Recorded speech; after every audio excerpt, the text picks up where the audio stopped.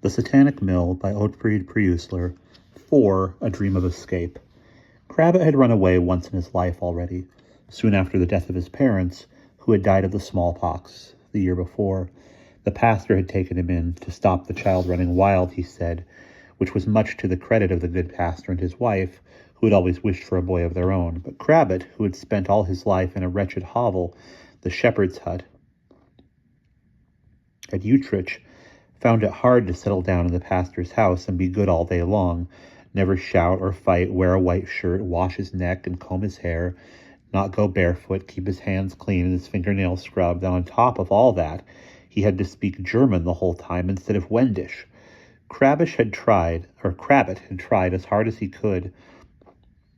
He tried for a whole week, and then another week, and after that he ran away from the pastor's house and joined the beggar boys. He was not absolutely certain that he wanted to stay at the mill in the fen of Castle for good either.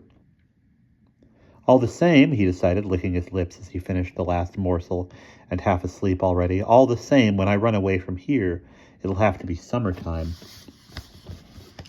No one's getting me to leave before the wild flowers are out, and the wheat's springing in the fields, and the fish in the mill pond are biting. It is summer. The wild flowers are out in the meadow. The wheat is springing, the fish in the mill pond are biting. Crabbit has quarreled with his master. Instead of carrying sacks of grain, he lay down in the grass in the shadow of the mill and fell asleep, and the master caught him at it and hit him with his big stick. "I'll teach you to be idle in broad daylight, young man," the miller shouted.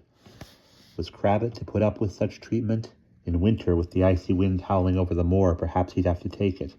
Aha, the master was forgetting that it's summer now. Crabbit has much on his mind. He won't stay in this mill a day longer. He steals into the house, takes his coat and cap from the attic, and then slips away. No one sees him. The master has gone back to his own room. The blinds are down over the windows because of the hot weather. The miller's men are at work in the granary and tending to the millstones. Even Leishko is too busy to bother about Crabbit. Yet the boy still feels that someone is secretly watching him.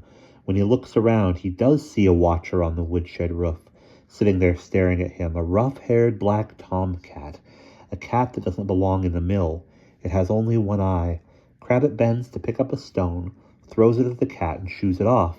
Then he hurries toward the mill pond under cover of the willows. He catches sight of a fat carp in the water by the brook. It is goggling up at him with its one eye. Feeling ill at ease, the boy picks up a stone and flings it at the carp, which dives away, plunging down into the green depth of the pond. Now Crabbit is following the black water to that place in the fen of Castle that folks call the waste ground. He stops there for a few minutes by Tonda's grave, remembering vaguely how they had to bury their friend here one winter's day. He stands there thinking of the dead man, and suddenly, so unexpectedly that his heart misses a beat, he hears a hoarse croak. There is a large raven perched, motionless, on the stunted pine at the edge of the waste ground. It is looking at Crabbit, and the boy sees with horror that it too has no left eye. Now Crabbit knows where he stands, and wasting no time, he begins to run, running away as fast as his feet will carry him, going upstream along the black water. When he first stops to get his breath back, a viper comes wriggling through the heather, rears up, hissing, and looks at him. It has only one eye. The fox watching him from the undergrowth is one-eyed too. Crabbit runs, stops for breath, runs on, stops again. Toward evening, he comes to the far side of the fen. When he comes out into the open, so he hopes, he will be out of the master's reach. Quickly he dips his hands in the water, splashes his forehead and temples. Then, tucking in his shirt, which has come adrift as he ran, he tightens his belt, takes the last few steps, and freezes with horror. Instead of coming out on the open moor, as he expected, he finds himself in a clearing, and in the middle of this clearing, in the peaceful evening light, stands the mill. The master is waiting for him at the door of the house. "Why, if it isn't Crabbit!" There is mockery in his voice. "I was just about to send someone out to search for you." Crabbit is furious. He cannot understand what went wrong. He runs away again early in the morning, this time before daybreak, in the opposite direction out of the wood, over fields and meadows, through villages and hamlets, He leaps over watercourses. He wades through a bog. He never stops to rest. He ignores ravens, vipers, foxes. He does not glance at fish or cat or chicken or drake. They can have one eye or two, or be stone blind for all I care, he thinks. I won't be led astray this time. All the same, at the end of the long day, he is standing outside the mill in the fen of Castle again. This time the miller's men are there to welcome him back. Leishko, with malicious remarks, the others silently and with sympathy in their eyes. Crabbit is near despair. He knows it would be best to give up, but he refuses to admit it. He tries again a third time that very night. It is not difficult to slip away from the mill. Now he will guide himself by the North Star. What does it matter if he stumbles and gets scratched and bruised in the dark? No one sees him, no one can cast any spell on him, and that is the main thing. Not far away, an owl hoots, and then another bird flits past. Soon after that, he spots an old eagle owl in the starlight.